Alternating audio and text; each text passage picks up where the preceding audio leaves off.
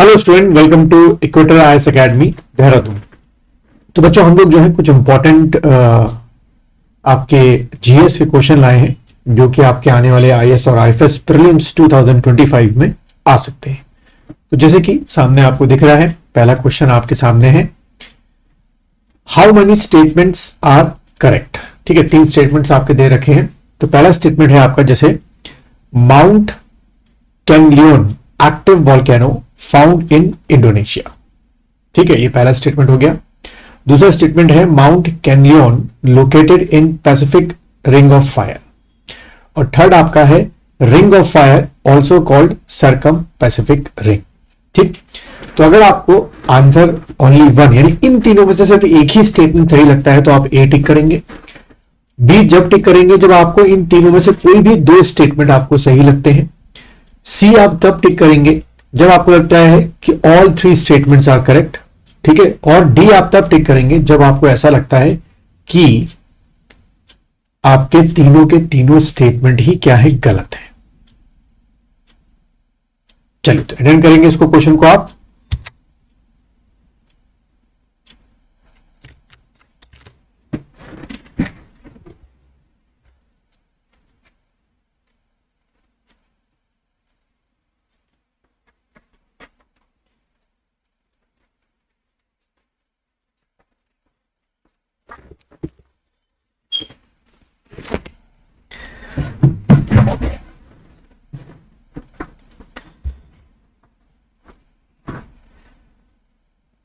चलिए बच्चों, आंसर की हम लोग बात करते हैं। तो बच्चों, इसका जो आंसर है वो आपका है बी। ठीक है, यानी कि आउट ऑफ दीज 3, इन तीनों में से आपके सिर्फ 2 ही स्टेटमेंट गलत हैं। जो एक स्टेटमेंट है, 2 ही स्टेटमेंट सही है और एक स्टेटमेंट आपका गलत है। जैसे कि पहला स्टेटमेंट बात करूं कि Mount Kanlaon active volcano found in what, Indonesia. तो इंडोनेशिया में नहीं मिला है। ये जो आपका वॉल्केनो मिला है आपका, वो कहां मिला है, फिलीपींस में आपका मिला है। ठीक है, आपका फिलीपींस, यानी कि यहां पे अगर फिलीपींस लिखा होता तो जो पहला स्टेटमेंट है वो आपका क्या होता, सही होता। ठीक है, दूसरा स्टेटमेंट जो है वो बिल्कुल सही है, Mount Kanlaon located in Pacific Ring of Fire और Ring of Fire also called circum Pacific belt. यानी कि ये 2 जो है 2 और 3 बिल्कुल सही थे। पहला स्टेटमेंट जो है वो आपका गलत था, इसीलिए इसका जो आंसर है बच्चों वो क्या बना, आपका बी आंसर बना। ठीक है, चलिए आगे बढ़ते हैं हम लोग।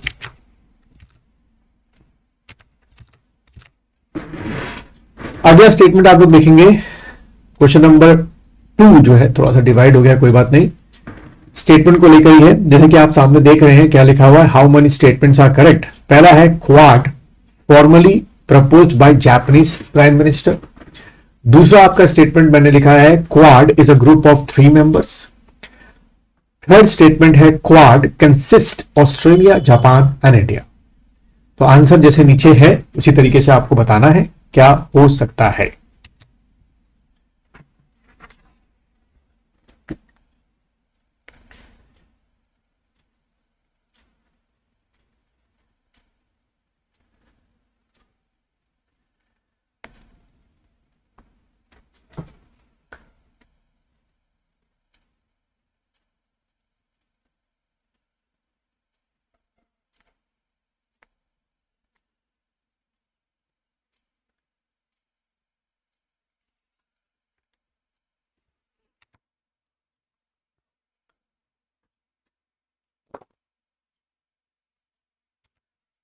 चलिए स्टूडेंट्स, आप लोगों ने आंसर जो है इसका सोच लिया होगा ABCD में। तो मैं अगर आंसर की बात करूं तो बच्चों, क्वेश्चन नंबर 2 का जो आंसर है वो है आपका ए, यानी कि आउट ऑफ दी 3 स्टेटमेंट सिर्फ एक ही स्टेटमेंट इसमें करेक्ट है, बाकी के 2 गलत स्टेटमेंट है। अगर हम पहले की बात करें कि quad formally propose by Japanese prime minister, तो ये स्टेटमेंट बिल्कुल सही है। दूसरा, quad is a group of 3 member नहीं है, आपके 4 मेंबर का ये ग्रुप है आपका। और जो थर्ड दे रखा था क्वाड कंसिस्ट, ऑस्ट्रेलिया जो है बिल्कुल है आपका, जापान भी है, इंडिया भी है, और अभी इसमें क्या आपका यूएसए भी आप लिखेंगे। ठीक है, तो इस तरीके से आपका जो 2 और तीसरा स्टेटमेंट है वो इस तरीके से बच्चों यहां पर क्या हो गया, आपका गलत हो गया था। चलिए क्वेश्चन नंबर 3 की तरफ हम लोग आते हैं। तो क्वेश्चन नंबर 3 जैसे आप देख रहे हैं, स्टेटमेंट फिर से दे रखा है मैंने, करेक्ट। दो स्टेटमेंट है इस बार। पहला आपका जैसे लिखा हुआ है कि मालाबार एक्सरसाइज बिगन इन 2002, और दूसरा आपका लिखा है Malabar exercise is an air force exercise. ठीक है, तो आपको इसमें से डिसाइड करना है।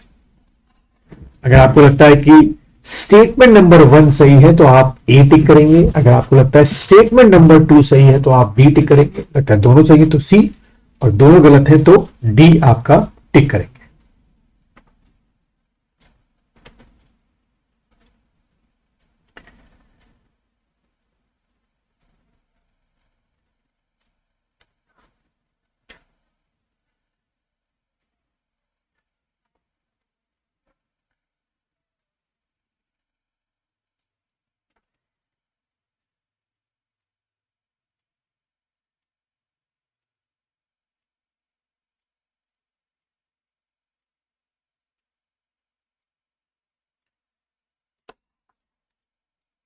चलिए बच्चों, आंसर में आते हैं हम लोग।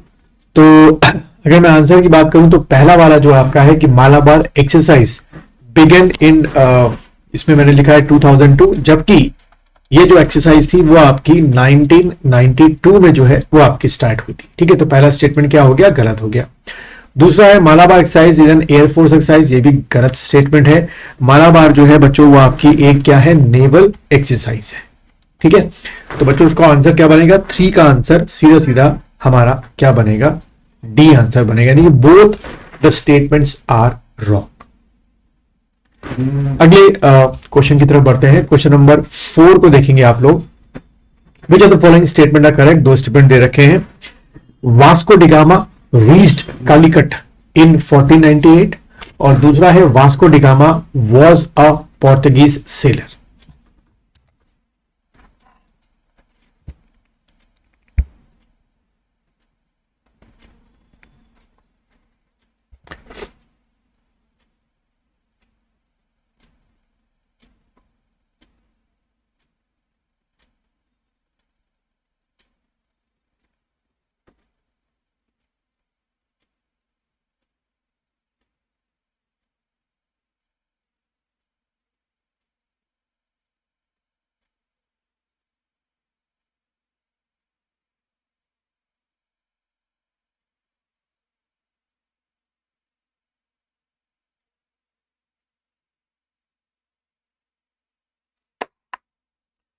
चलिए बच्चों, क्वेश्चन नंबर 4 की बात करते हैं।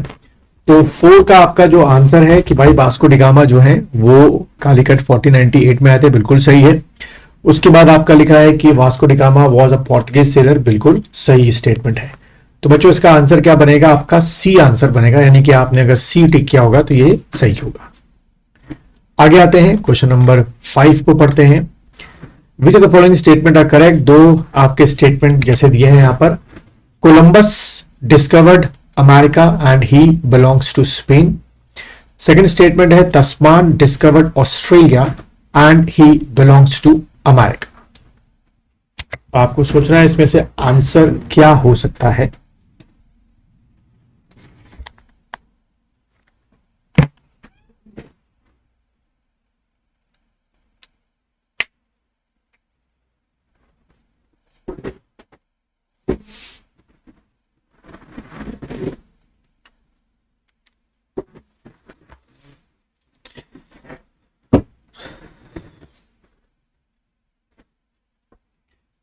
चलिए बच्चों आंसर की बात करते हैं। जो पहला स्टेटमेंट है Columbus discovered America and he belongs to Spain, बिल्कुल सही स्टेटमेंट है, याद रखिएगा।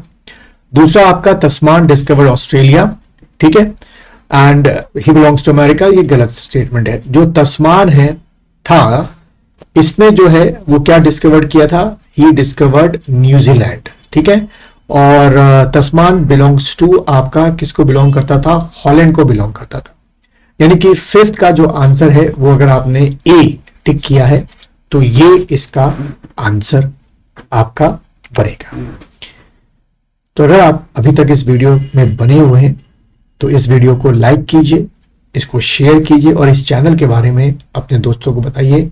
मैं लगातार कोशिश करूंगा कि इस तरीके के आपके एमसीक्यू क्वेश्चन आपके अपकमिंग 2025 प्रीलिम्स के लिए लाता रहूं।